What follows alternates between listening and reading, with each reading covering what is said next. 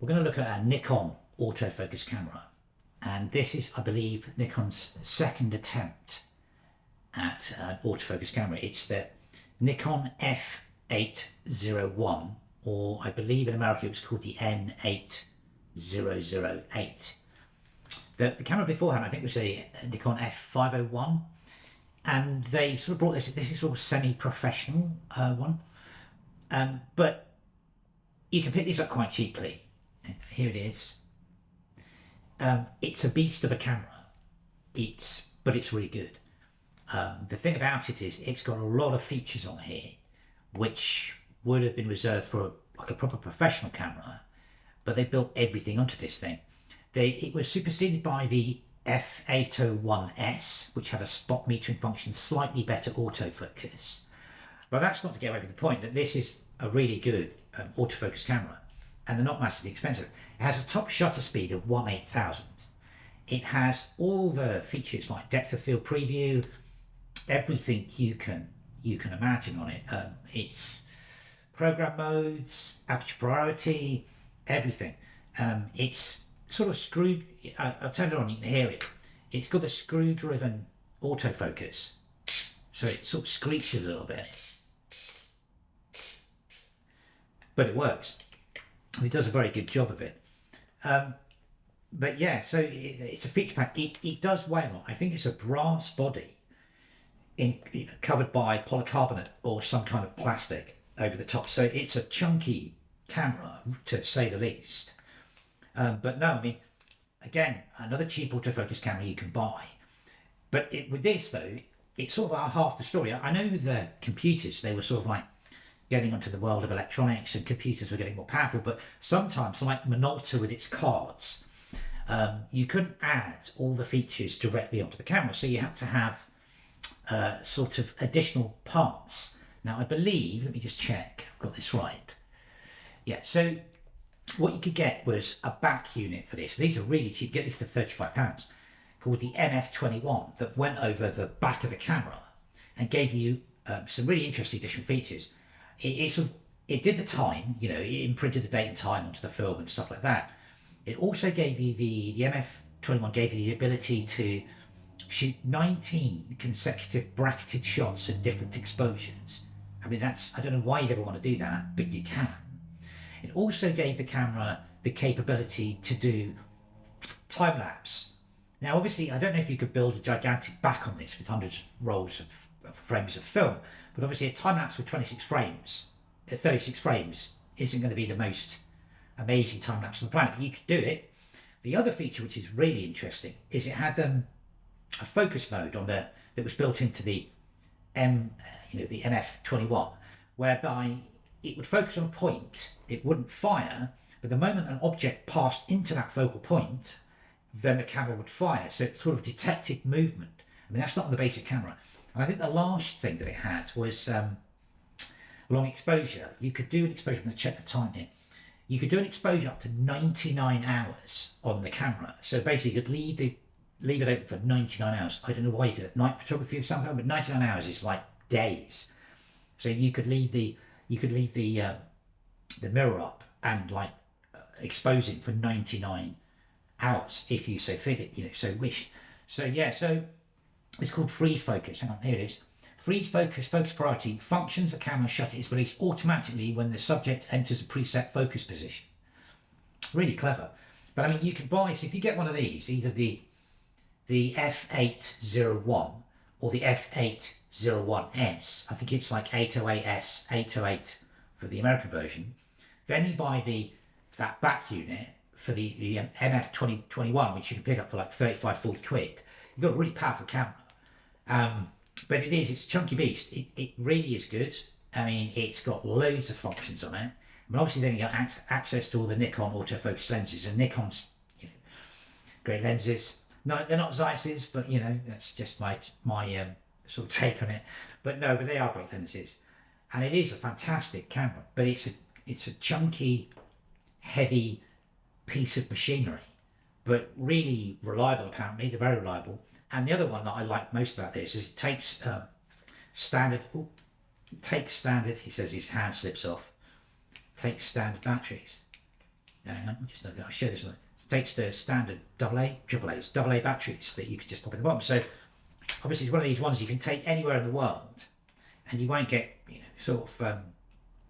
run into problems of not having batteries for it. You probably won't be able to get any film, but you probably won't run out of batteries. Anyway, so let's have a look at the table with this, and then I'll come back.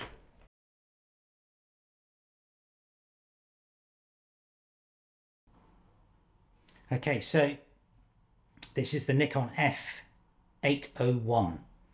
Now, this has got a lot of stuff on it. So I'm going to turn it on, just go through some of the modes. So you've got ISO here. If you press ISO, you can roll this dial here, change the ISO on the camera.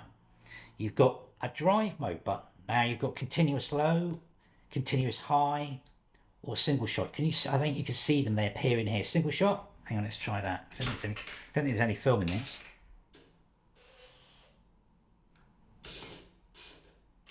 Okay, that's single shot, and it won't carry on. If I do drive mode again, continuous low,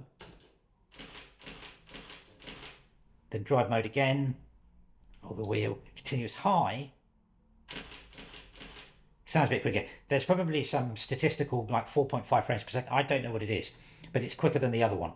So that's what that button does. Multiple exposure, ME, this button here, press that down. You can roll how many multiple exposures you want to take, which is super clever. There you go, you dial on that wheel. Mode, okay, so mode, we're in program mode at the moment.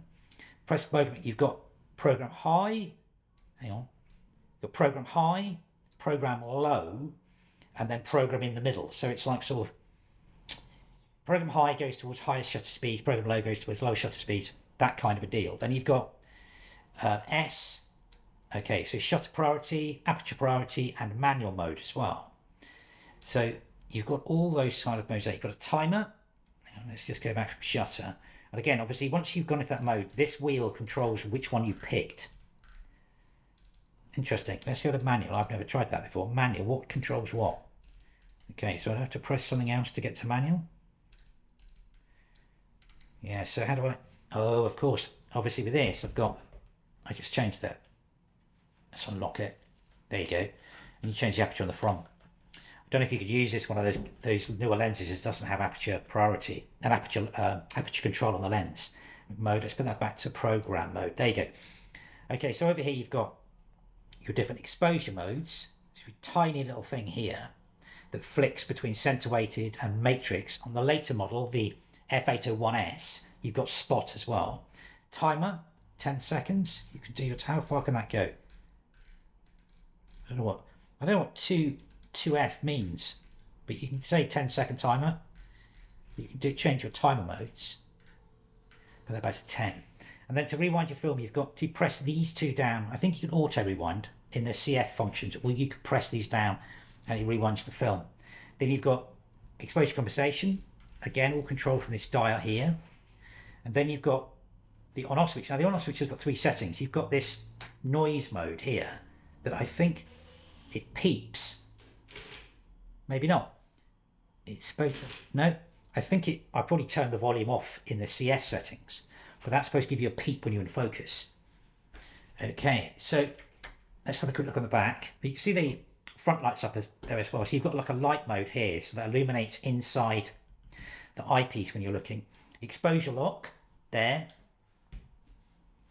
Okay, on the front, we've got depth of field preview here.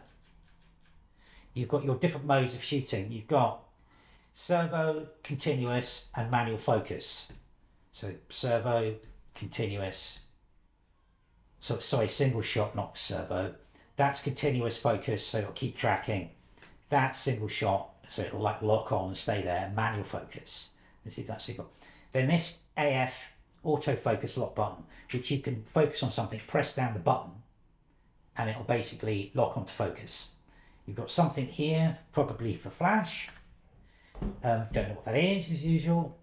And there you go. To get into the camera, pinch down these two things on the side, and there you are on the back. And you just drop the film, and there's your DX coding tabs. Drop the film across the front, and in it whizzes. You can get to, I think with one of these, you can get like 36, 37 on frame, 36 or 37, or even 38 on a roll.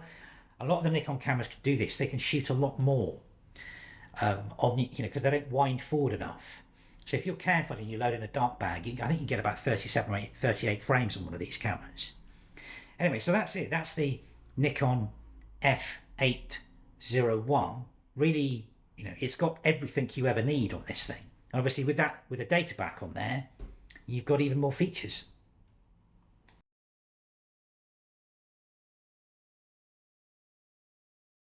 So yeah, so that's the Nikon F-801 Autofocus SLR. Very capable camera. I chose, I sort of mentioned at the beginning of my videos, I sort of like dip into each range of cameras, each manufacturer's range of cameras at points that interested me. So you've got the Nikon, I've got the Nikon FE, which is a great, manual camera, and I never needed to buy another one. I got this one because I was just interested. It was such a high spec camera and it was going for like peanuts online, and I couldn't work out why. I think because people get attracted by the, some of the later Nikons. I mean, I'll go through the F100 at some point. You sort of see that's like another amazing camera by Nikon. So, but I think a lot of their autofocuses get sort of like glossed over because people like the manual cameras that Nikon made, and they made some amazing manual cameras like the F5 and things like that, and they're not hugely expensive either. But no, I mean, if you see one of these and it's cheap, get it. Seriously, it's a great autofocus camera. See what it sounds a bit noisy though. Hang on, let's just fire it. Yeah, I've got that on high mode.